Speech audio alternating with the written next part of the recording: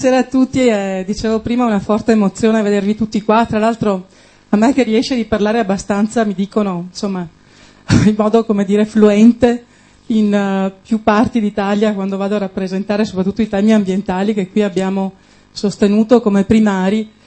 Onestamente ogni volta della seconda volta che mi capita, l'ultima volta era dopo l'assemblea, te lo ricordi Enrico, delle 60.000 preferenze, insomma il quinto posto che poi abbiamo ceduto, abbastanza volontariamente diciamo, condiscendendo che lo prendesse la Südtiroler Volkspartei, purtroppo poi si è seduto il rappresentante tra i popolari invece che tra la nostra, ma insomma succede in politica anche questo, chissà che stavolta non succeda qualcosa di simile, ci pensavo prima, perché in fondo bisogna stare attenti, insomma, io ho scelto il Partito Democratico perché davvero ci credo, ci ho creduto, ci sto mettendo la passione, insieme con tutti gli amici di tutta questa provincia, ma anche oltre, che ci siamo conosciuti con molti di loro durante l'Europeo per qualche missione appunto di carattere ambientale. Ed è nato un senso di grande rispetto e un senso di fiducia che io ho moralmente l'obbligo di, come dire, di contraccambiare anche con questa candidatura che è tutt'altro che nata da una mia volontà, insomma. Dicevo prima ai giornalisti che tutto si può dire, ma non che io sia un'autocandidata, insomma. Ha cominciato Galan a luglio a dire attenti ai candidati perché la Puppato va bene per il centro-sinistra, ma noi, pensando che gli dicessero ma per noi vai bene tu, invece l'hanno mandato a casa. Però insomma lo diceva Galan, voglio dire, che tutto si può dire fuorché sia di centro-sinistra. Allora è bene dirci che in questo territorio noi non governeremo, in particolare in questa piccola grande città di 31.000 abitanti che ho l'onore di rappresentare e che per me rappresenta soprattutto un servizio e il ruolo che svolgo, lo dicevano molto bene prima tutti i colleghi che mi hanno preceduto, per noi questo è il senso della politica, questo è il senso della missione, questo è il mandato che abbiamo e che sentiamo tutti i giorni sulla nostra pelle. Non mi avrebbero di sicuro rieletto nella città più a destra d'Italia se non avessi sicuramente garantito tutti in maniera uguale, in maniera forte e decisa, a prescindere dalle appartenenze. Ben, quello che succederà del Veneto con Zaia sarà esattamente il contrario. E lo sanno benissimo gli amici della PDL. Lo sanno benissimo tutti coloro che finora hanno vissuto, come noi che siamo istituzioni, a contatto con le istituzioni rette dalla Lega. Lo diceva bene prima chi mi ha preceduto. Per loro il fazzoletto verde è un simbolo, ma attenti, è esclusivo. Esclude tutti coloro che non ce l'hanno. È un simbolo che chiude, è un simbolo che limita, che fa territorio, che fa confine. È un simbolo che ci espone a un Veneto che non vogliamo.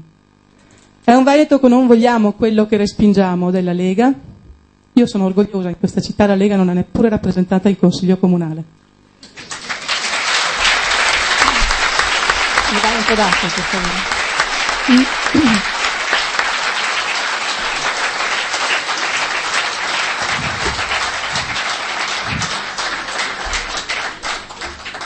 E siccome molto spesso in giro per l'Italia mi dicono come la provincia del Treviso, ora lei leghista sta qua. No, perché la provincia di Treviso insieme con quella di Varese fa pandan con la Lega. Cioè Varese e Treviso leghisti, quindi in qualunque punto voi andate dovete spiegare che non lo siete. È un po' come quando si usciva dall'Italia e dicevano Italia mafioso, mafia. E dicevi no, faccio parte di quella parte dell'Italia che è a nord e che non lo è. Insomma, a noi ci tocca sempre spiegare che siamo altro. Io di questo sono un po' stanca, per cui vorrei tanto sperare che invece che far vincere la paura in questo Veneto facessimo vincere la speranza. E devo dire che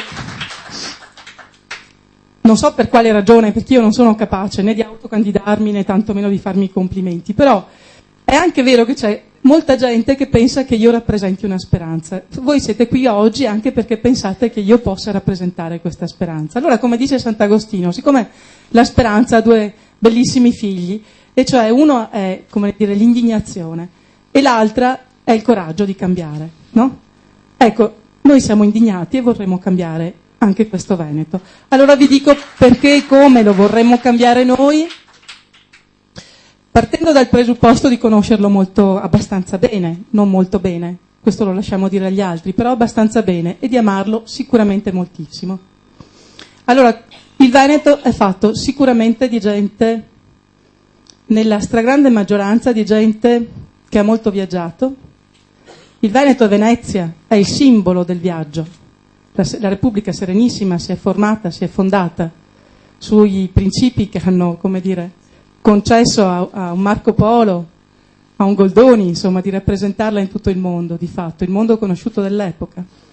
E quindi vuol dire che questa è una regione che deve guardare agli altri con il coraggio della sua storia, non con l'orgoglio dell'esclusione, ma con il coraggio dell'apertura, che hanno solo le menti più aperte, quelle più libere, quelli più capaci di riflettere, quelle che hanno il senso profondo della propria esistenza e del proprio stare in una comunità.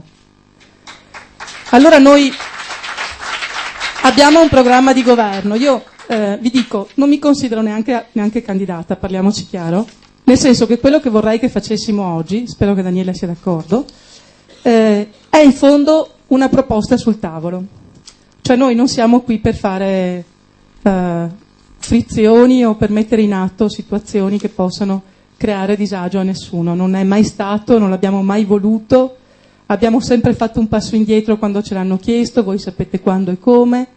Abbiamo sempre messo a disposizione la nostra vita, il nostro lavoro, con un unico scopo, quello di raggiungere un percorso, di fare un percorso faticoso e bellissimo che Umberto Lorenzoni, che è qui, mi dice si chiama democrazia. Ce l'hanno consegnata 65 anni fa ormai e noi vorremmo mantenerla e restituirla, possibilmente accresciuta, per cui quando la vediamo minacciata, perché la ragione per la quale siete qui voi oggi, chiedetevelo, forse non è solo tanto per sostenere la mia candidatura, insomma, che vale quel che vale, ma è soprattutto per dire non accettiamo passivamente di perdere una partita a tavolino perché qualcuno sta facendo conteggi che sono funzionali a se stessi.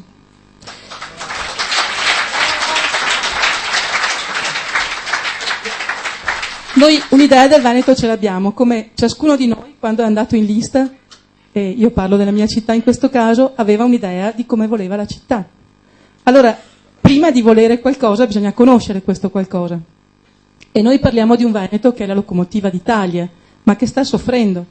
Non è molto conosciuto questo dato, ve lo do. 3 province, Belluno, Rovigo e Venezia, hanno un tasso di disoccupazione da 3 anni a questa parte superiore alla percentuale di disoccupazione, in incremento di disoccupazione d'Italia. Vuol dire che c'è un Veneto che non sta bene. Anche quell'altra parte del Veneto, la provincia di Treviso, di Vicenza, di Padova, non sta benissimo e il tasso di disoccupazione è in crescita da 3 anni a questa parte e sarà in crescita anche nel 2010.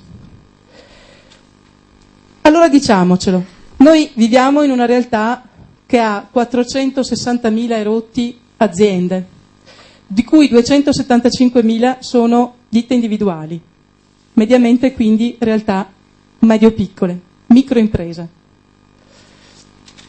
Siamo una realtà nella quale la nostra regione del Veneto, coloro che l'hanno guidata fino ad oggi, non hanno mai fatto un piano per il lavoro e un piano per l'ambiente e per l'energia. E c'è qualcuno, anche nella nostra coalizione, che dice che hanno governato bene. A me vengono i brividi. Perché non avere un piano energetico, che sembra, come dire, una mania di qualche ambientalista, e invece è un obbligo, è fondamentale in una regione che, come tutto questo paese, vive di trasformazione. Noi siamo il paese della trasformazione che non ha materie prime, e che ha un bisogno straordinario di energia per questo.